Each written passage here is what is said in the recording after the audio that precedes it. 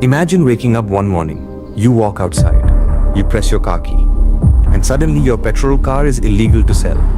Not broken, not unsafe, just banned. We are committed to a path of stability and growth for our nation.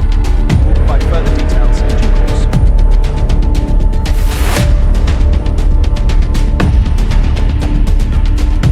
Is this really happening in the UK and Europe? Or is this another exaggerated headline designed to trigger fear? Today we separate panic from policy. For months, headlines have screamed about a 2035 ban. Politicians have made bold promises. Automakers are investing billions. But here's what most people don't realize. The ban doesn't mean what you think it means. And if you drive a petrol car, or plan to buy one, the next 10 minutes could change how you see the future of driving. What is actually being banned? In the United Kingdom and across parts of the European Union, the proposed 2035 rule targets the sale of new petrol and diesel cars. Not existing cars, not used cars, not your current vehicle. This is crucial. You will still be allowed to drive your petrol car. You can still buy and sell used petrol vehicles. So why does it feel like the sky is falling? Because the word ban triggers loss psychology. When people hear ban, they don't think gradual transition. They think confiscation. And that emotional reaction drives clicks and fear. Why 2035? The real motivation. Governments are under pressure to reduce emissions. Transportation is one of the largest contributors to carbon output. So instead of banning driving, policymakers are trying to control what gets sold moving forward. But here's the deeper question. Is this environmental idealism or economic strategy?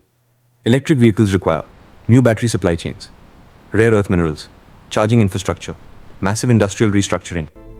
This isn't just climate policy, it's industrial policy. And whoever controls EV manufacturing controls the next automotive era. The pressure on automakers. Legacy giants like Ford and Volkswagen are caught in the middle. On one side, governments demanding electrification. On the other, consumers worried about price, range and charging access. Ford has already invested heavily in EV production lines. Volkswagen is restructuring factories across Europe. But here's the psychological tension. If EV demand slows and petrol sales phase out, these companies face a profitability squeeze. Transition periods are dangerous. Too early to abandon combustion. Too early to ignore electrification. That uncertainty is what investors are watching closely. And what about consumers? Now let's talk about you. If you're planning to buy a petrol car in the next 5 years, should you panic? Not necessarily, because even after 2035, used petrol cars will still exist. Fuel infrastructure won't disappear overnight. Hybrid vehicles may still have regulatory flexibility depending on evolving rules. And history shows transitions take longer than headlines suggest. Remember when diesel was finished? It didn't vanish overnight. Behavior changes slowly. Infrastructure changes even slower. The hidden economic layer. There's another angle few discuss. Tax revenue. Governments earn billions from fuel duty. If petrol consumption collapses, that revenue disappears, which raises an uncomfortable question. If EVs dominate, what replaces fuel tax? Road pricing? Electricity surcharges? Mileage tracking systems? The transition isn't just technological, it's fiscal. And that means adjustments are inevitable. Is this the end of petrol cars? No. It's the beginning of controlled decline in new sales. Internal combustion engines won't vanish in 2035. They will gradually shrink in market share. Classic cars? Likely preserved. Performance enthusiasts? Still active. Used markets? Strong for years. But new investment will increasingly shift toward electrification. That's the structural direction. The bigger psychological shift. The real change isn't mechanical. It's mental. For over 100 years, cars meant engines, exhaust notes, shifting gears. Now the conversation is software, batteries, and AI-assisted driving. This is identity change. And identity change always feels threatening, which is why debates feel so intense. It's not just about transportation. It's about tradition vs transformation. Final reality check. So let's strip away the drama.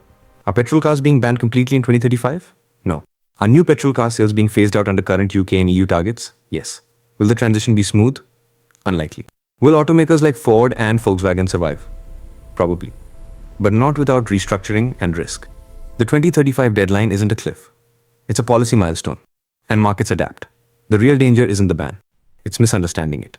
Because when fear drives decisions, people either rush to buy or hesitate too long. And both reactions can be costly. So before you believe the headlines, ask a better question. Is this the death of petrol cars or simply the evolution of the industry? The answer isn't emotional. It's structural. And the transition has already begun.